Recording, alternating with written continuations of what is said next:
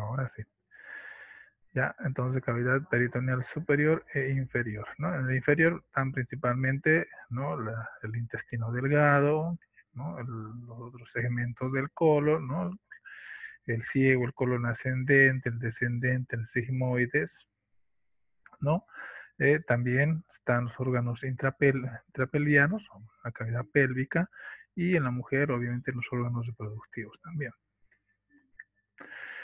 El espacio retroperitoneal, ¿no? Les decía que se contiene también órganos importantes, ¿no? De los cuales uno de los, los dos más principalmente son el páncreas y los riñones, ¿no?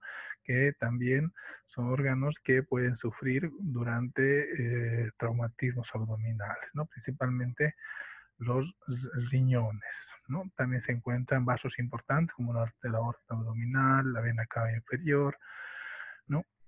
Un segmento o la mayor parte del segmento del duodeno, ¿no? La primera parte del intestino delgado, recordemos que es el duodeno, y esta se encuentra en su mayor parte en el espacio retroperitoneal, ¿no? También encontramos en este espacio parte posterior del colon ascendente y el descendente, ¿no? Bien. Y en la cavidad pélvica vamos a encontrar, ¿no? Esos órganos rodeados por los huesos pélvicos, ¿no? Que contienen el recto, la vejiga, ¿no? Los vasos ilíacos, ¿no? Y los órganos reproductivos internos. Entonces vamos a clasificar el trauma abdominal, ¿no? Como trauma cerrado y abierto, ¿no?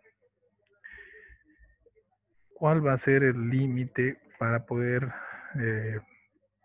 determinar, ¿no? Si se trata de un trauma abierto o un trauma cerrado? Esto ya lo vimos en las primeras clases, ¿se acuerdan? Les decía que había un límite en la estructura anatómica que limitaba. A ver, ¿alguien recuerda? El peritoneo.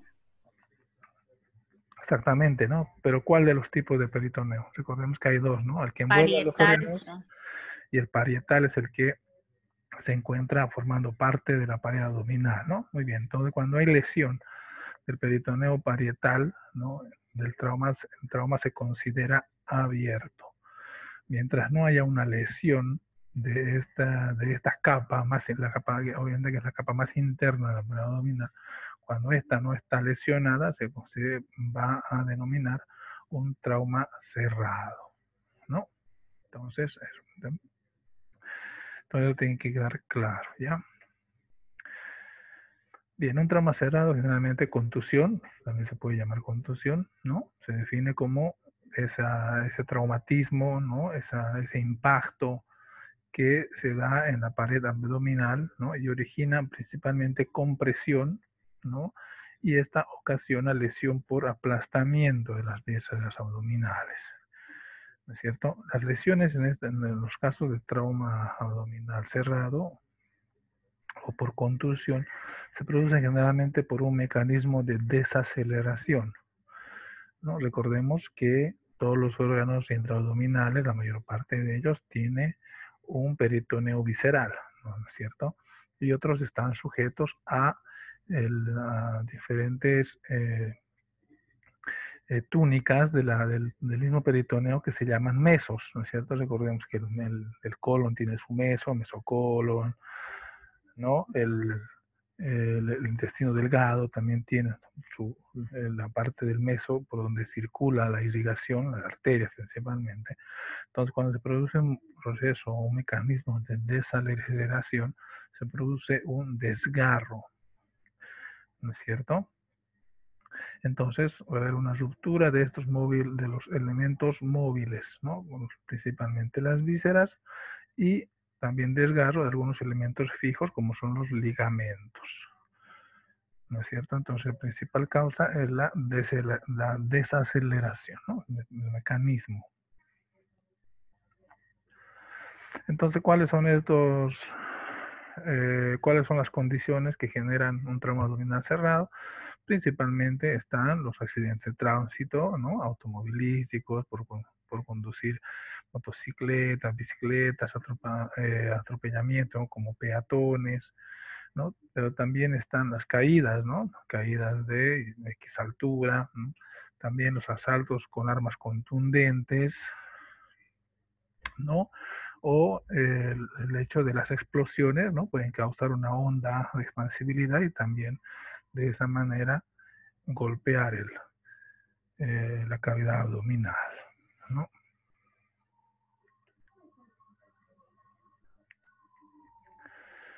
Entonces, en orden de porcentaje de frecuencia, vamos a ver que los órganos más afectados durante los traumas abdominales cerrados son principalmente tres, ¿no? El bazo, ¿no? Generalmente se afecta en un 55%, seguido del hígado, ¿no? En 35-45%, y en tercer lugar el intestino delgado, ¿no? De 5 al 10%, ¿no?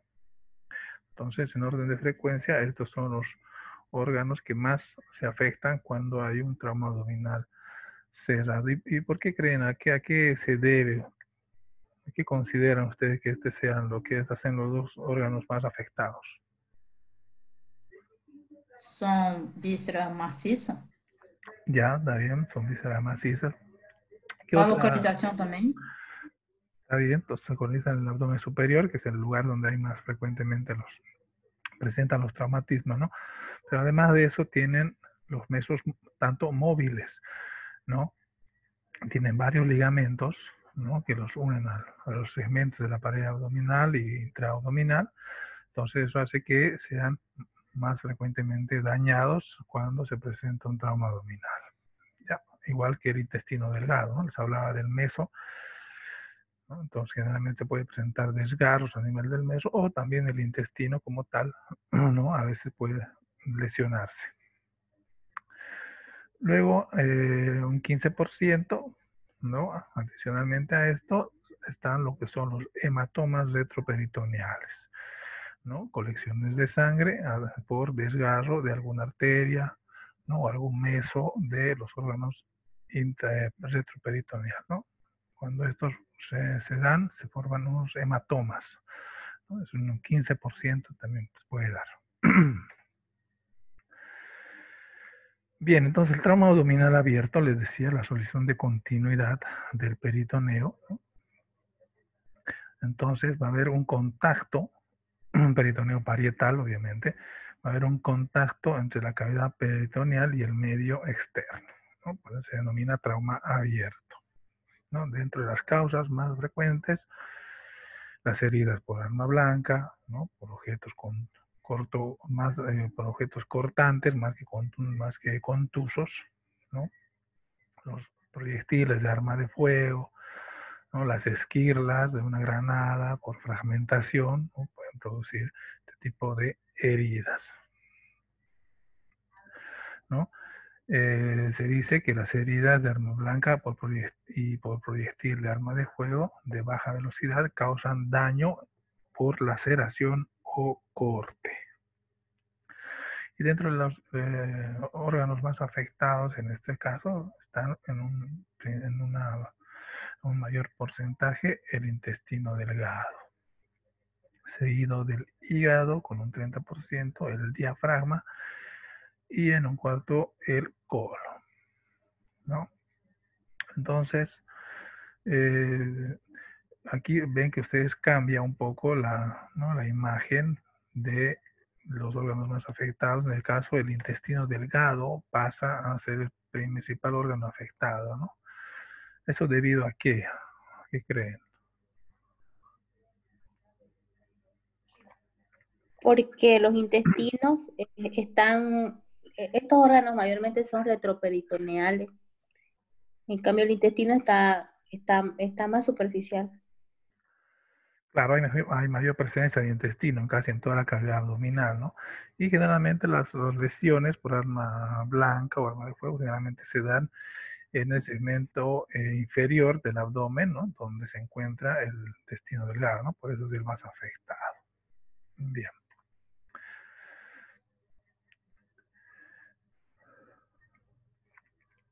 Entonces, las heridas por proyectil de arma de fuego se denominan de alta velocidad, ¿no? Entonces van a producir lo mismo, ¿no? Tanto las heridas por arma blanca como las de proyectil tienen mayor impacto en el intestino delgado.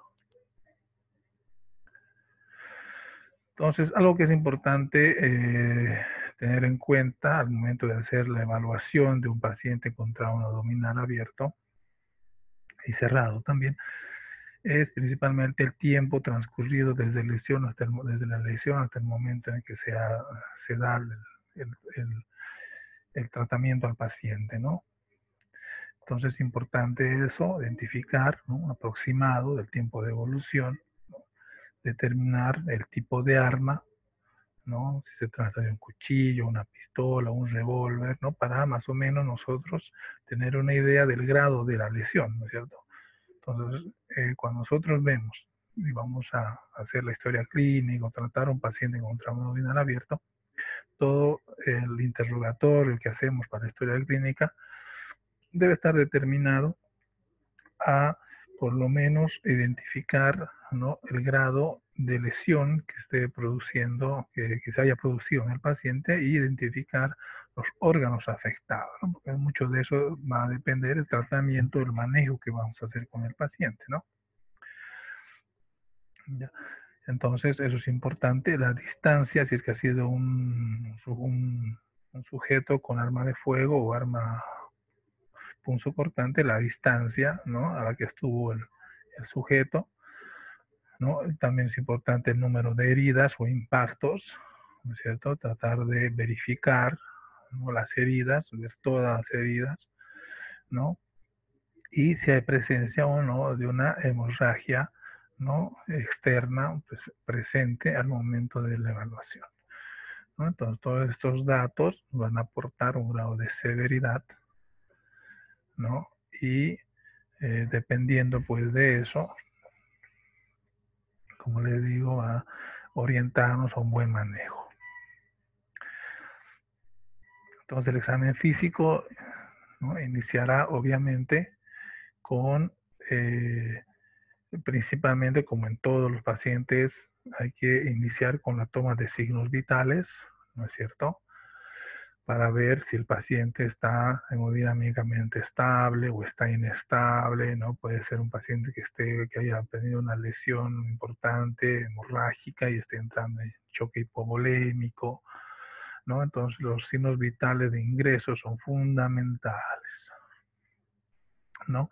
Y luego nos orientamos a si un paciente está hemodinámicamente estable, ¿no? Podemos seguir el examen verificando las lesiones que presenta el paciente, ¿no? Ver en qué cuadrante del abdomen se encuentra, ¿no? Si ha sido una herida por arma blanca o ha sido por arma de fuego, ver cuánto es el número de heridas que presenta el paciente, ¿no? Y según a eso, pues damos una idea de los órganos que han sido lesionados, ¿no es cierto?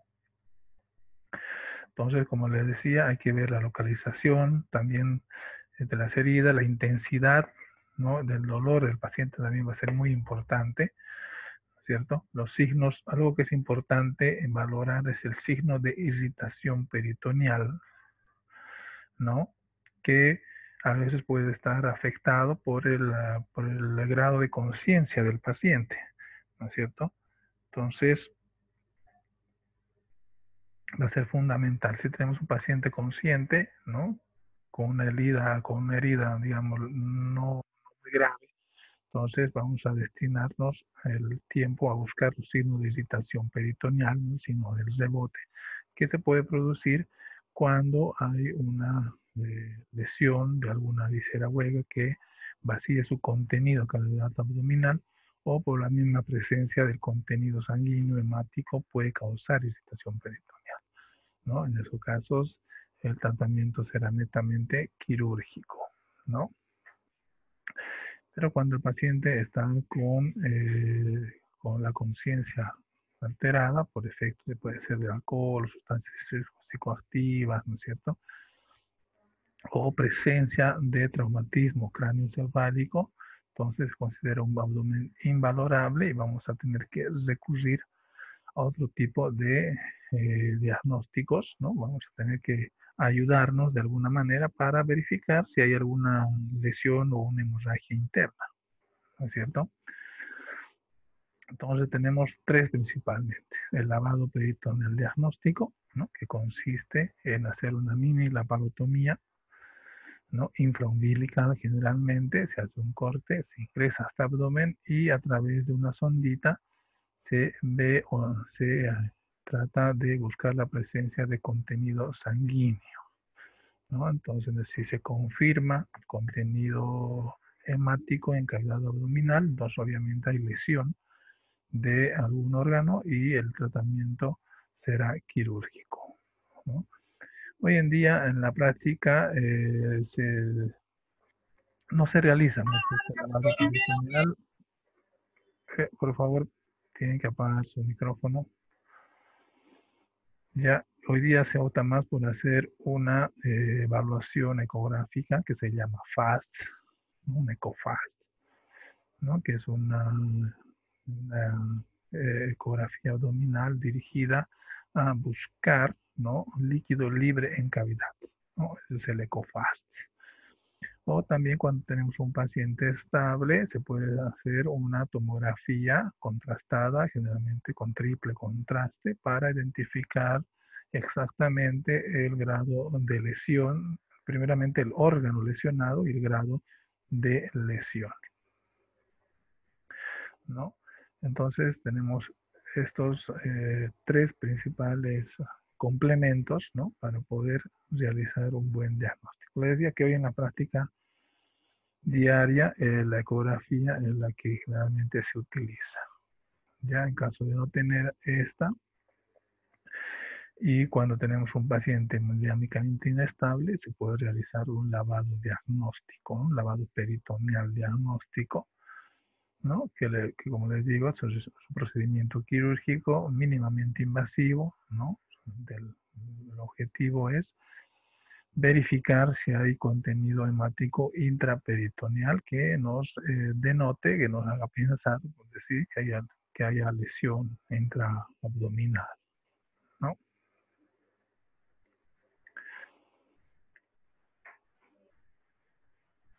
Entonces aquí van a ver una tablita, ¿no? En la cual vemos las indicaciones y las ventajas y desventajas de estos tres métodos de diagnóstico que les decía, ¿no? Principalmente cuando el paciente está inestable, ¿no? Obviamente que vamos a recurrir principalmente al lavado o a la ecografía, ¿no? No es adecuado mandar una tomografía a un paciente que no esté únicamente estable, ¿cierto? Entonces, como le digo, la indicación principalmente es, como dice acá, documentar la hemorragia, ¿no es cierto? Verificar si hay hemorragia intraabdominal, ya sea por la presencia de contenido hemático en el líquido intraabdominal a través del lavado, o ya sea por la ecografía, ¿no? Buscando, como les digo, líquido libre en cavidad, ¿no? Acumulado, líquido libre acumulado, principalmente en lo que es el saco de Douglas, que son cavidades, ¿no? Que son lugares donde generalmente se acumula cuando hay algún líquido patológico en abdomen, ¿no? Tenemos dos espacios principalmente, ¿no? El espacio de Morrison y el saco de Douglas, ¿no? Entonces la ecografía, el FAST ecográfico, está destinado a ir directamente, ¿no? a verificar estos sitios intraabdominales, ¿no? Para ver que no haya acumulación de algún líquido. En el caso de que sea positivo, si hay líquido, obviamente se pensará que hay un sangrado intraabdominal y el tratamiento será una laparotomía exploradora, ¿no? Entonces, recuerdan ustedes, ¿no? ¿Cuál es el espacio de Morrison? ¿Cuál es el saco de Douglas, el espacio de Douglas? ¿Entre qué órgano se encuentra? En el espacio de Morrison, por ejemplo.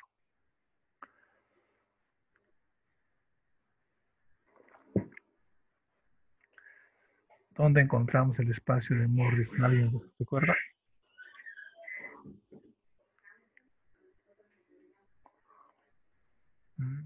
Nadie.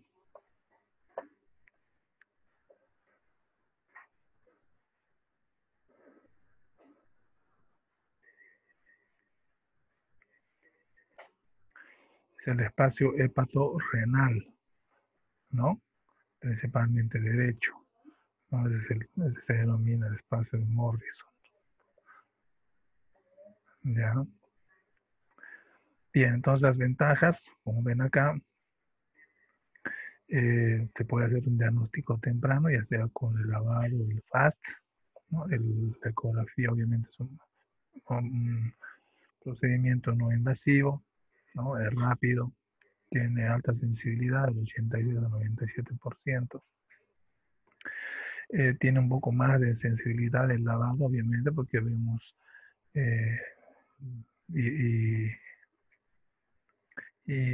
bueno, vamos a ver directamente, ¿no es cierto?, el contenido hemático en líquido abdominal, ¿no? Y también nos ayuda para la detección de lesiones en el intestino, ¿no? Entre las desventajas, el lavado es un procedimiento invasivo, no puede detectar lesiones del diafragma ni del retroperitoneo. Y dentro de las desventajas del EcoFast, la ecografía, que lo malo es de este procedimiento es que mucho depende de quién realice la ecografía, ¿no? De la habilidad del ecografista, ¿no es cierto? También muchas veces cuando hay interposición de gases, ¿no? Dificulta un poco la observación, ¿no?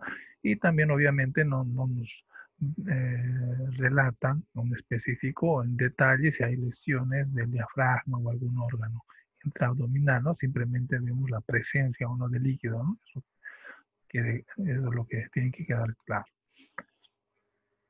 Y no tanto así en la tomografía, ¿no? La tomografía, como les decía, tiene la ventaja de poder identificar la lesión, ¿no? Los diferentes órganos, el grado de lesión, ¿no? Pero lo malo es que no lo podemos realizar en un paciente inestable, ¿no es cierto? Muy bien. Eso en cuanto a las ventajas y desventajas e indicaciones de estos tres métodos principales del diagnóstico en un trauma abdominal cerrado. Esto es un poco ya el criterio peritoneal del lavado, ¿no? El líquido que nosotros obtenemos, líquido intraabdominal, líquido peritoneal, ¿no? Mandamos al laboratorio y en cuanto al reporte, ¿no? De laboratorial vamos a poder identificar, ¿no? Pero como le digo, ya la presencia misma, ¿no? de líquido hemático, sangre en cavidad, hace denotar que hay una lesión y obviamente eso va a ser indicación para una laparotomía exploradora.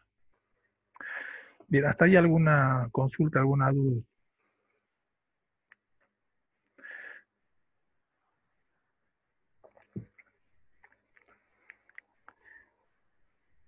¿No hay dudas? Ahora vamos a ver los diferentes lesiones, ¿no? En los órganos que hemos mencionado, ¿no? Principalmente habíamos dicho que en los traumatismos cerrados, uno de los principales es el hígado y el bazo, ¿no? Entonces vamos a empezar viendo lo que es las lesiones hepáticas, ¿no? Como lo hemos dicho, es uno de los más susceptibles a un traumatismo cerrado, ¿no?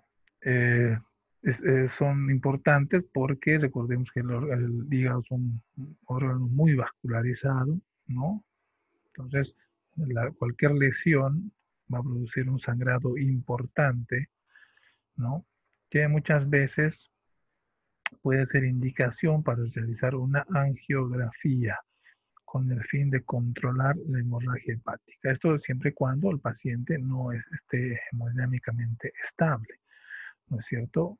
Porque, en el caso de no tener un paciente con los signos vitales estables, ¿no? Es mejor realizar una cirugía exploradora, ¿no? Pero cuando el paciente está estable y se sospecha de un sangrado leve, se puede recurrir a una ojografía para de esa manera poder realizar, ¿no? Una hemostasia dirigida, se llama, buscar identificar, ¿no? El vaso sangrante y poder realizar un proceso de, se denomina angioclusión, ¿no? Se trata de ocluir el vaso sangrante, ¿no? De tal manera de controlar la hemorragia hepática, ¿no? En algunos casos, para estabilizar al paciente, obviamente se va a requerir la transfusión de unidades de concentrado de eritrocitos, ¿no? O sangre fresca, ¿no? Cuando el paciente no esté hemodinámicamente estable, ¿no? Tenemos que hablar un poco de lo que es los grados de lesión hepática, y esto está en relación a la lesión de la cápsula hepática, ¿no? Del parénquima mismo hepático, ¿no? Y si hay alguna lesión de algún vaso importante, ¿no? Entonces, el grado de lesiones de los órganos abdominales en general en todos va a estar de acuerdo a, primero, si hay o no lesión en el peritoneo visceral de cada órgano, o sea, en la cápsula que envuelve a cada órgano, y si hay lesión en el parénquima mismo del órgano, ¿no? Entonces vamos a ver clasificaciones para todos los órganos, ¿no? Todos los órganos tienen una tablita, ¿no? Que nos resume un poco el grado de compromiso que hay, ¿no? En este caso, de las lesiones hepáticas tenemos 5 grados, como ven ahí, ¿no? El primer grado corresponde a un hematoma simplemente subcapsular, que quiere decir se encuentra por debajo del peritoneo parietal hepático, ¿no? La cápsula hepática, que no es expansiva, que no se expande con el tiempo, ¿no? Que involucra menos del 10% del área hepática en su totalidad, ¿no? Y esta herida en la cápsula hepática no es sangrante y tiene menos de 1 centímetro de profundidad, ¿no? Una lesión leve, se puede decir, ¿no? Pero cuando el hematoma ya tiende a expandirse, ¿no? Ya ocupa más entre el 10 y el 50% del área, ¿no? Se trata también de un hematoma intraparenquimatoso, no expansivo, con una profundidad de 2 centímetros, ¿no? Puede haber sangrado activo, ¿no? Y la profundidad generalmente de 1 a 3 centímetros. Estamos hablando de un grado 2. Ya el grado 3, el hematoma subcapsular mayor al 50% en expansión, ¿no? Hay sangrado activo, ¿no es cierto? Y la herida es mayor a 3 centímetros de profundidad, ¿no? Al igual que el hematoma intraparenquimatoso, tiene un grado de expansión de mayor a 2 centímetros, ¿no? En un grado 4 tenemos un hematoma intraparenquimatoso roto con sangrado activo, ¿no? Una lesión que compromete el 25 al 75% de cualquiera de los lóbulos, ya sea derecho o izquierdo, ¿no? Entonces ya se va siendo más grave la herida, ¿no? Como ven, esta tabla nos ayuda para clasificar principalmente eso, ¿no? El grado de lesión. Entonces, grado 5 tenemos ya una herida parenquimatosa que compromete más del 75% de cada lóbulo. Y hay heridas, ¿no? En los principales vasos hepáticos, ¿no? Como las venas intrahepáticas, ¿no? Entonces, ustedes ven ahí que esto nos ayuda a clasificar, ¿no? Y como estamos viendo acá en el hígado, vamos a ver en todos los órganos intraabdominales.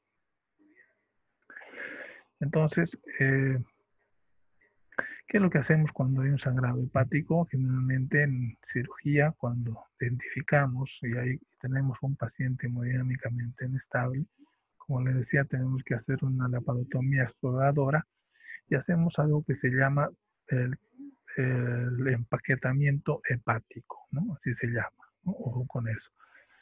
Entonces, ¿qué consiste cuando tenemos un sangrado? Generalmente a partir de un grado 3 a 5, ¿no? Hacemos el packing que se llama o empaquetamiento, que consiste en colocar compresas, ¿no? Compresas alrededor del hígado, ¿no? De tal manera que hagan una hemostasia por compresión, ¿no es cierto? Utilizamos de 10 a 15 compresas, incluso más, ¿no? Y eh, vamos colocando, como les digo, ¿no? De manera de paquetes, por eso se llama empaquetamiento, ¿no? Hacemos un paquetito con cada compresa, vamos colocando alrededor de esta de tal manera de hacer una compresión y el sangrado hepático pueda controlarse, ¿no? Entonces, eso es lo que hacemos ante una emergencia, ante un paciente con lesión importante del hígado, ¿no? Entonces, obviamente que después de un tiempo, después de ya estabilizado el paciente, ¿no? Tenemos que retirar, obviamente, esas compresas, hacer una segunda cirugía, ¿no? Pero ya cuando el paciente esté hemodinámicamente estable, ya con el sangrado esté controlado, ¿no? Entonces, eso es lo